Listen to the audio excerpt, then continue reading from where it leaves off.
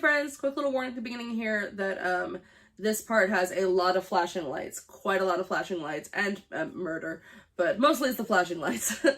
Alright, so feel free to skip if you need to, it's all good. Hey there friends, I'm back with American Psycho, the musical no one asked me to do. I'm splitting this act into 2 videos and then I'll be done with this, and I guess based on the poll, I'm doing Cinderella's Castle next, which is surprising. I did not think that would win. I assumed it would be Come From Away next, but heck yeah, I've been dying to watch Cinderella's Castle since it came out and I've been waiting.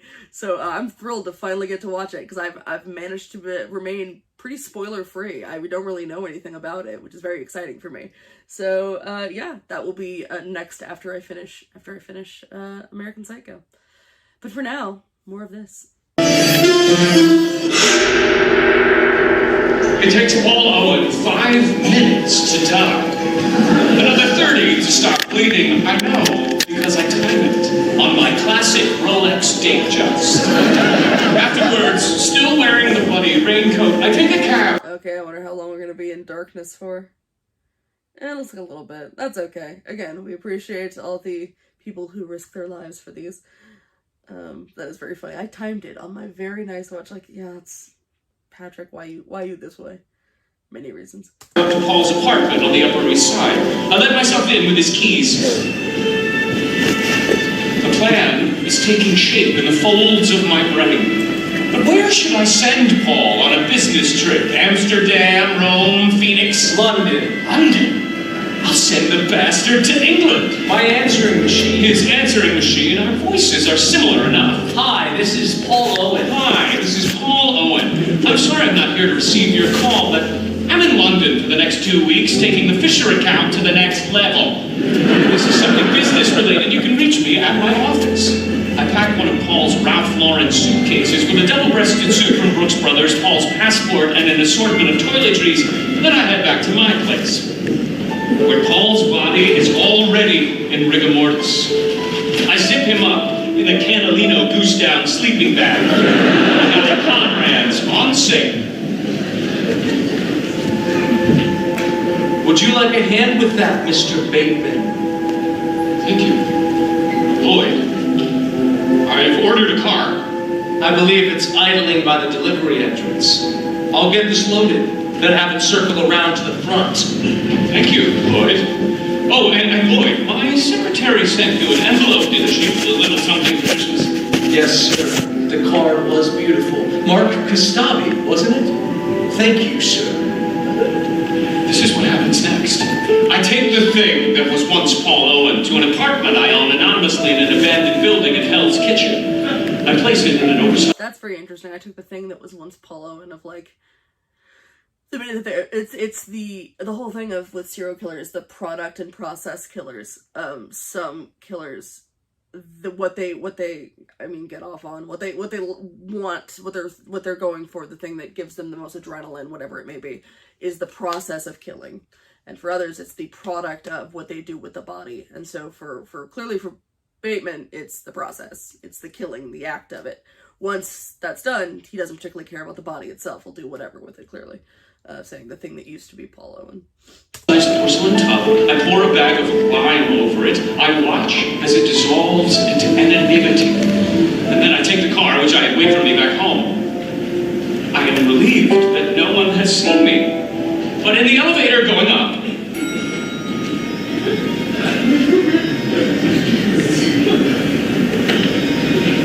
Merry Christmas. It's great, isn't it, this building? Your penthouse must be... I like it. I thought you were very good in Top Gun. Okay. Alright. I'm sorry, I'm just like, why is this happening? This is not in the... I don't know why this is happening. I guess just make a joke about Tom Cruise. It is reported he is I'm all for mocking Tom Cruise. Tom Cruise is a piece of shit who uses unpaid or underpaid labor from Scientology, so I don't care. Go ahead, mock him all you want. Ha ha ha ha ha. I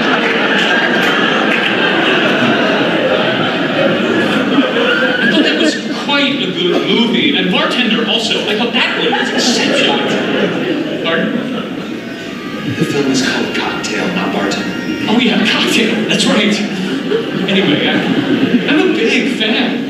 It's nice to finally meet after living in the same building for so many years. Right.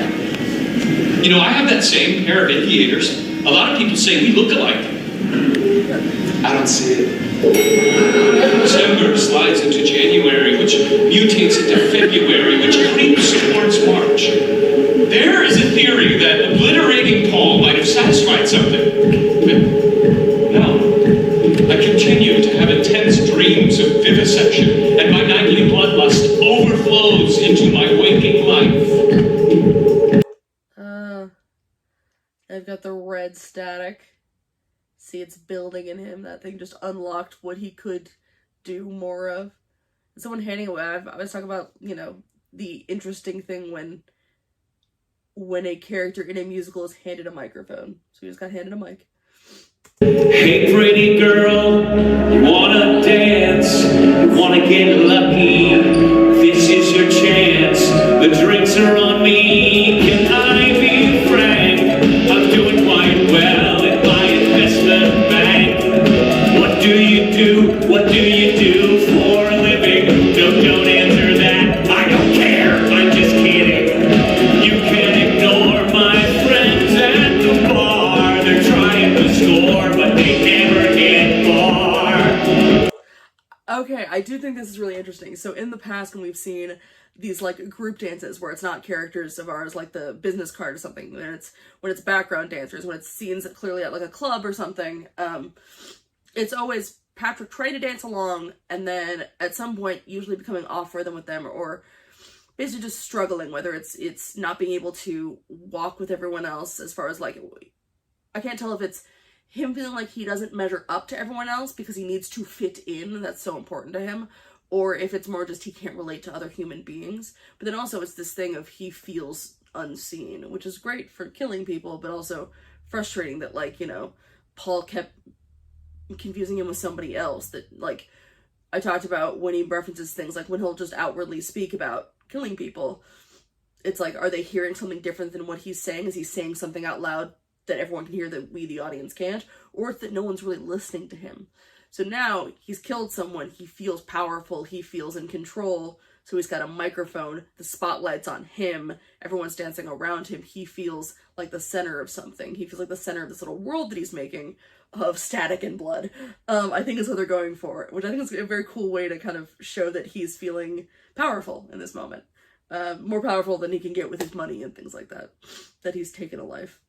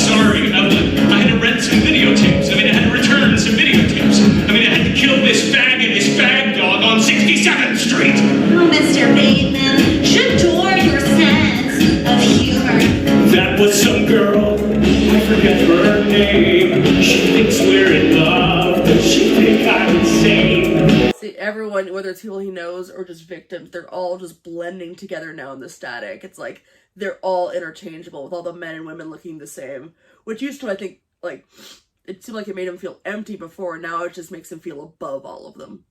An interesting way to kind of show the mind of a serial killer. Through dance, through the power of dance. Hilarious. She's not more than just Also, apologies for the sniffles. I'm sick, as you can probably tell from my voice, but I needed to record because I haven't done it in a minute. So apologies, I'll try to keep the sniffling to a minimum as much as I can. kind of annoying. That's a fine Chardonnay that you're not enjoying. Oh, never mind. Let's quit this dive. A white M3 is parked outside. We'll call my dealer. His product is clean. Fuck a in a limousine.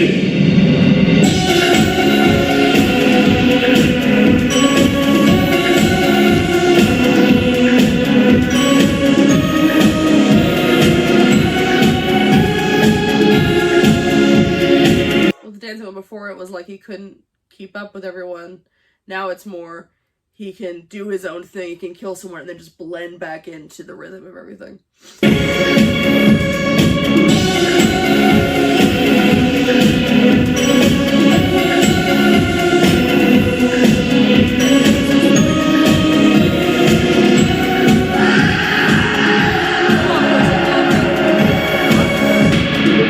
Hey, Patrick, did I catch you at a bad time? It's always a bad time for me, Lewis. Okay, it's sort of spur of the moment, but I booked us a room at the St. Regis under the name Professor Plum. Leave me the fuck alone, Lewis, or I will decapitate you. I hear the words you're saying, Patrick, but you need to hear my words. I love you very, very much.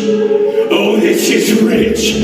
I shouldn't say, but this guy at work is totally gay. But I don't mind that. We should follow our bliss. I know a great spot. It's called the Abyss. Or even better, let's go back to my place. We'll have an after party. I can eat your face.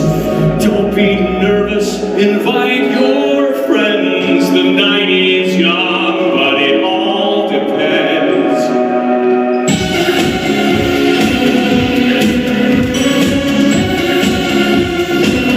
This is so insane. I kind of like this a little bit. I like the red mixed with then flashing to the whites and darks. It's black and white and red all over, with the exception of the blue on Patrick's suit. I don't know, man. I just think this is kind of cool. Like, I get it's silly, but I like it.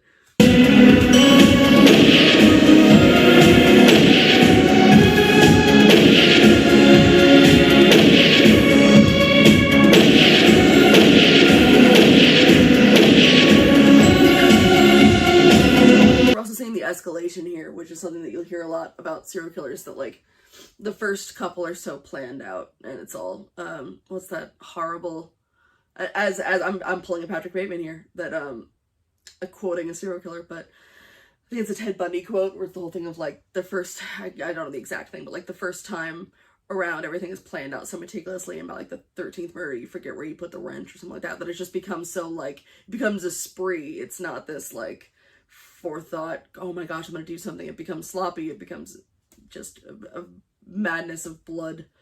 I don't know why this didn't do well on Broadway. I don't know.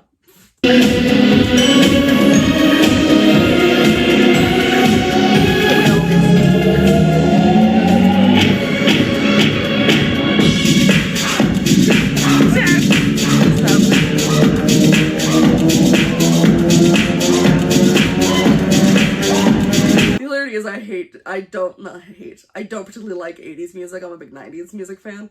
So all this music is just like meh for me, but it works. There's just something with the dichotomy between this like club music and what he's doing that's just awesome.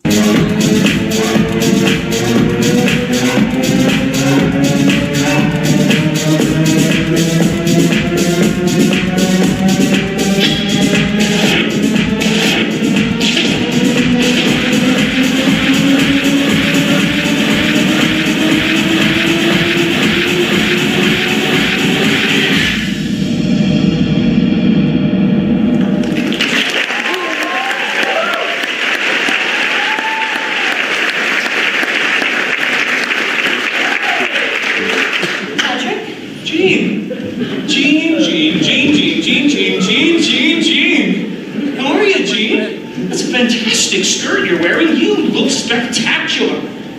Your mother's here. What? My mom's? You scheduled lunch with her? Well, cancel it. Say no. Say her. Patrick, she's here. She's your mother. I can't face her, Jean. 2 hours alone. God, the way that like he was so just brazen and crazy and felt empowered in that last sequence. It's something that's like your mom's here and you just watch him like fold in and become a nervous little kid. It's interesting. I'll go with you. You? Yeah, if you want. I mean, I'd like to get to know Patrick Bateman's mother. Jean, that is a brilliant idea. Do we need reservations? I've already made some, darling, at Tavern on the Green. After lunch, we sit in the park. We take the train into the city. Patty and I. Oh, he loved visiting the Egyptian mummies at the Met. Me too. And if we want to get all weird about it, as far as like over-examining character stuff, it's all been black and white and red. With the little, like I said, he's got a little bit of dark blue on him. But even Jean didn't have red on her, but is still wearing black and white, still kind of conforming to the color scheme that he's got. And then she comes in and takes over with this green, with the green bench. Probably purposeful, I imagine. I think that kind of stuff's interesting. I mean, I only went to the Met once when I was 12 with my sister, but we spent all day there. Every room was like this universe. For one brief moment, I imagined myself with Jean. We're holding hands, running ahead of my mother across the great lawn. Buy balloons, we let them go, watch them float into the sky. You know, darling, if you married this one, maybe you would be less unhappy. I'm not unhappy, Mom. Anyway, Jean would never marry someone like me, would you, Jean? So, what other secrets can you tell me about Patrick from when he was growing up? Don't answer that, Mom. Well, he was perfect. My perfect little angel. He was a beautiful child. He made me laugh. He made me smile. A golden path was paved. Still, he was so well behaved. And it's a funny thing. He loved to dance. He loved to sing. Such beautiful blonde curls. I knew one day he'd rule the world. It's a nice thought. Patrick as a little child, playing at the seaside, his spirit free, his laughter wild. It's a nice thought to think that underneath he's bearing a sweet soul, not just perfectity. This might be the most Duncan Sheik sounding song so far out of any of these. This sounds like a Duncan Sheik song to me. I mean, they're all Duncan Sheik songs, obviously, but this one actually sounds like one. I shouldn't say it aloud, but you know he makes his mother proud. I hope he'll settle down. He'd be so great with kids around. And you seem sweet, not like the other girls that he met. You two would look so nice together if you took the time and you knew him better. Tell me I'll tell you about him. about him. I want to Understand him. I wonder if this is more of a thing in the... I wonder how much of a thing Jean is in the book. In the film, it's very clear that she has a crush on him, and for Patrick, she's just kind of there. And in the end, he doesn't kill her, so... Spoilers. So, there's clearly some kind of... if not affection, then just, I don't know, maybe, almost jealous of her naivete or something, but, I wonder if it's more in the book, I'm not sure, or if they just kind of put it more forward in the musical, because, that kind of thing lends itself to music more. maybe it's crazy if I save him, but it's just a daydream. Getting to know him is harder than it may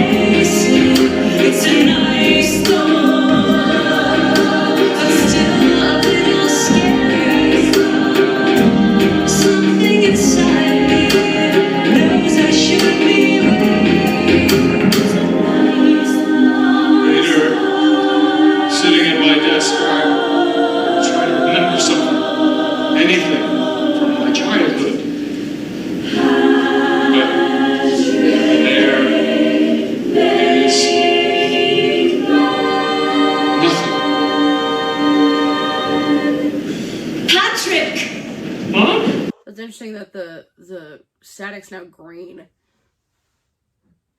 And whether green means nostalgia for him or green just means his mom, and he's trying to think back to moments with his mom.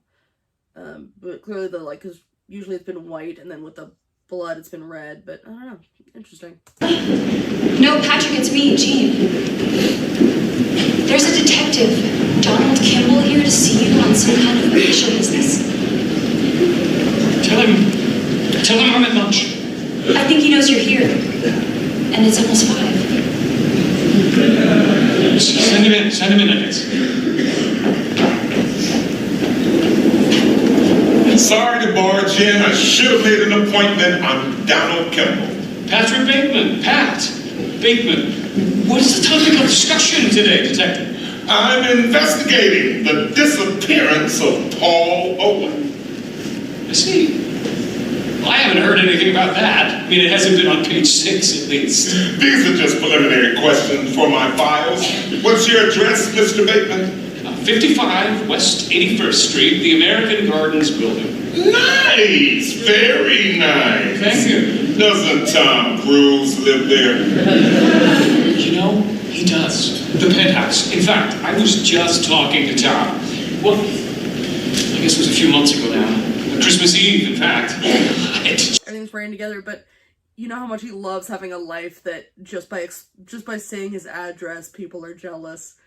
I love this character in the movie is played by Willem Dafoe, and he's I never know quite what to make of this character. Another thing, I wonder if it's different in the book. Will I ever read it? No, I won't, but I'll keep wondering. Jesus. Time flies. Time flies. Christmas Eve is the night Paul Owen went missing. Is it? Well, I was at my girlfriend's Christmas party that evening, and then I bumped into Tom later in the night. Your girlfriend is Evelyn Williams? Yes, but she would happily corroborate if you ask her. That won't be necessary, Mr. Bateman. What can you tell me about Paul Owen? Well, the thing about Paul is he was part of that whole Yale thing. The Yale thing being? Well, I think for one, Paul is probably a closeted homosexual who does a lot of cocaine. That Yale thing. But what kind of man was he? I hope I'm not being cross-examined here. Do you feel that way?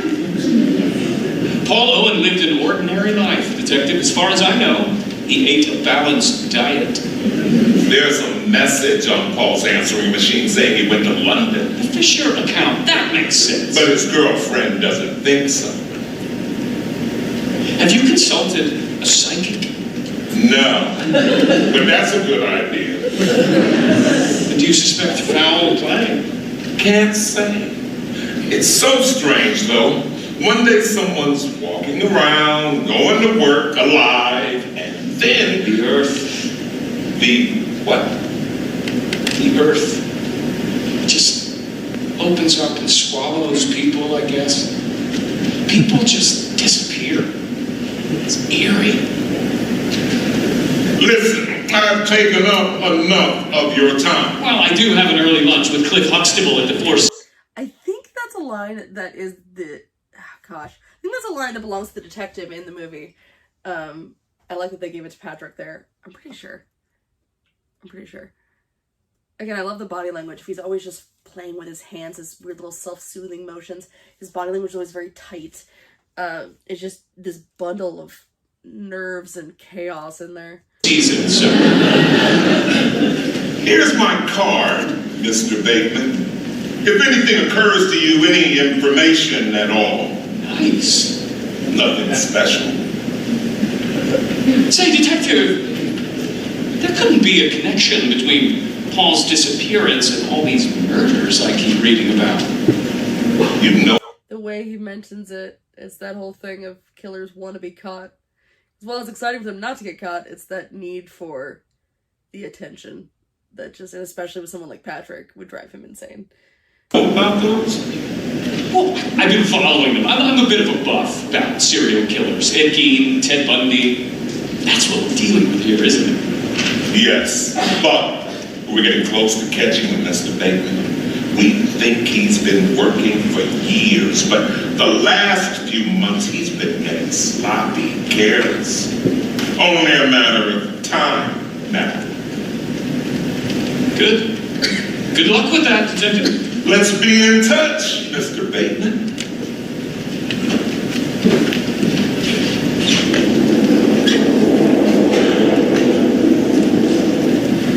Already this year, there have been 4 major air disasters, all caught on videotape. The new Oscar de la Renta deodorant I've started using is giving me a slight rash. Talking ATM on 72nd has started to say things to me like, Feed me a straight account. last night, I killed a woman, not a prostitute, in my apartment. Am I trying to get caught? Jean? What are my next 2 weeks like? Can you clear them for me and get me Evelyn? Of course. This is Evelyn. It's bone season. I think we should go away. Who is this? It's Patrick. Oh.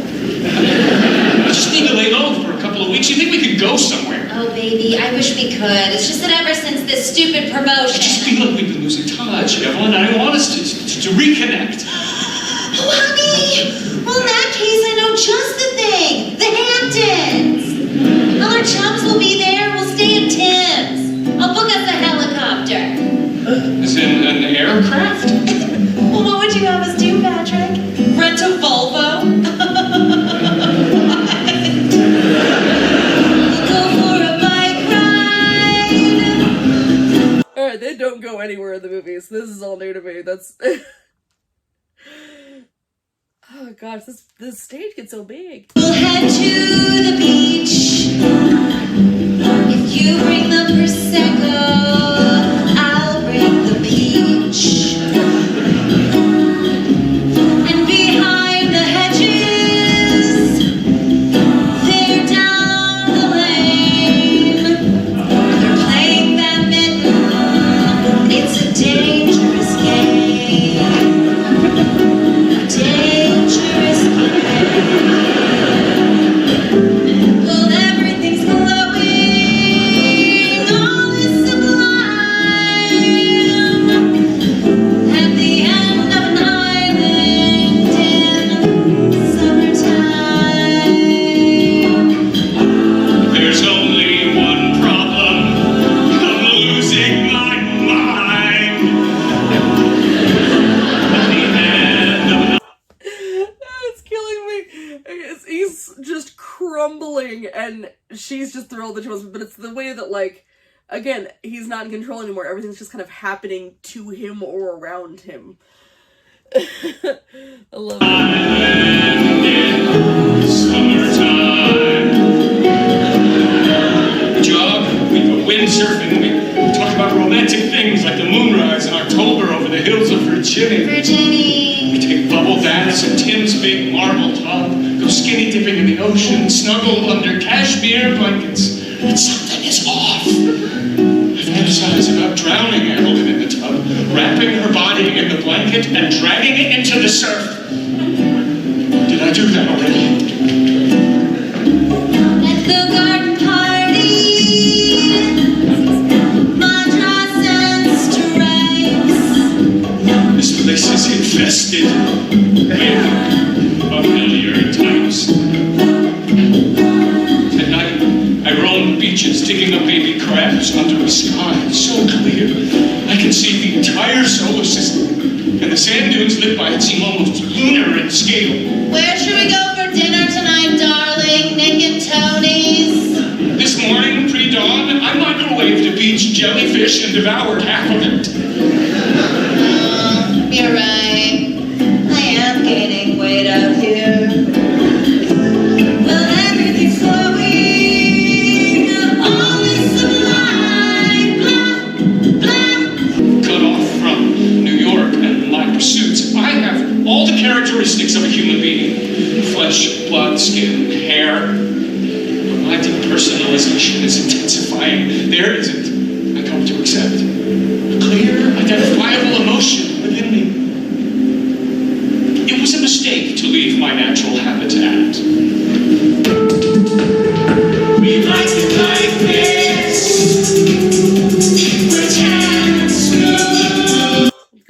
the Hard Body song again. But yeah, it's the way that he's once more just out of step with everyone else. He's not dressed like it's beach time. He doesn't know how to, like, it looked like it hurt for him to take the jacket off. Like, it's hurting him to peel off that protective skin. Benjamin Walker is so good in this. He really, really is. Like, he manages to just make Patrick be a complete maniac, but also a really fascinating character.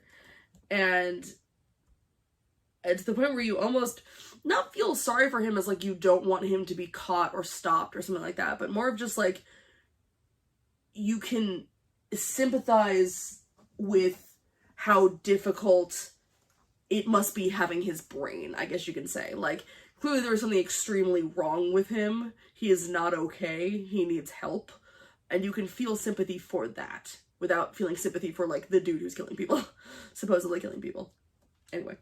And it also, like, the way that he's not sure what he's done and hasn't done anymore. It's all just, as we've gone through, as the story's continued, everything is just becoming more and more amalgamated and just, like, staticky. It's all through, it's like everything in his life is through snow now. He can't figure out what's happening and what's not happening, or what has happened, or what he wants to happen, or what's happening currently. It's all just a complete blur, which is terrifying. Like, you can see the terror in his face and be like, that's gotta be freaky, but also bad man. You smell so good. Closer to you.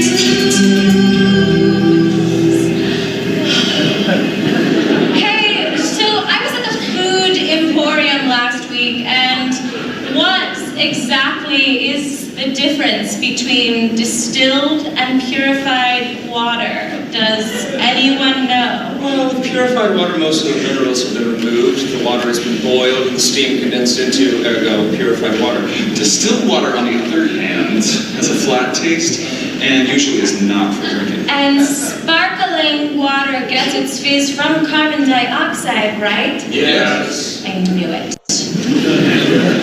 What are you thinking about, darling? The body I left back home in my apartment. Yeah, I know. I'm worried about my mail. I wonder if it's piling up. I could take it to the apartment in Hell's Kitchen the way I did with Paul's, but I'm going to keep the men's bodies separate from the women's out of respect. You know, that Victoria that gives you my neighbor. I bumped into her in the dry cleaners. She'd been sniffing around me for months, so I invited her up to my apartment. Patrick! Who hung this painting? I did, Victoria. It's an Annika. You like it? I do, but Patrick, I'm pretty sure you hung it upside down. What? Yes, you hung your Hanukkah upside down. I can't believe that. How funny. Did you do that on purpose? She annoyed me, so I crucified her with a nail gun. All right, smart guys. What's the best thing to drink after exercising? My trainer says Gatorade is good. Isn't spring water the best replacer? And it's not even like, I don't think he feels bad. It's not like he's being tortured by, like, guilt. It's more just, he feels like he's unraveling as a person. There's the bloodstream faster than any other liquid. I was afraid to try Pellegrino for the first time. But then, once I did, it was fine. Pellegrino is trash. Barely has any fizz and, like, no flavor. It's flat if it just, like, sees a picture of open air. Topo Chico. It's the perfect mineral water for someone with ADHD. This is not a paid promotion. I wish. It's just me with everything I drink. I will open one of these and then forget I did it for like 15 hours. Still fizzy. Perfect for ADHD. It's the shit. I love it.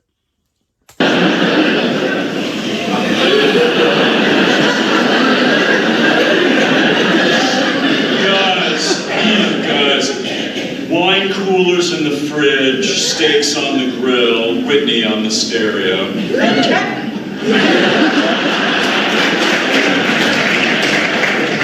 For a minute I thought he was just fully chilling out wearing a little dress and a cardigan. Gotcha. Just the same, you know, as that boy I met at that mixer in college. I don't know if that's a good or a bad thing. Let's say good. The past isn't real, Evelyn. It's just a dream. Don't mention the past. What has gotten into you? I realized my need to engage in homicidal behavior on a massive scale cannot be corrected. Coming out here, I thought... I think it would help if you made a firm commitment. Maybe. To what? To us! To our future, together! Evelyn, you're missing the essence of what I'm saying. I have a severely impaired capacity to feel. I know! What I'm saying is I do too. That antique weather vane that Tim's hung over the fireplace in there, I'm wondering if I can use it to kill people. Marry me, Patrick! Marry me, and let's find that out together! I need to know what she's hearing. Or if she is actually, if that is actually what he is saying out loud and she just doesn't give a shit. I think suddenly, why not agree and end up with this girl?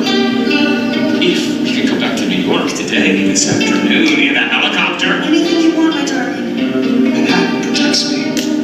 Then let's get you back there. Alright.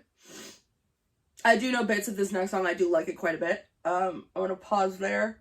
And next time I come back, I will be doing the last portion of American Psycho. So, thanks so much for joining me, everybody. And I'll see you next time.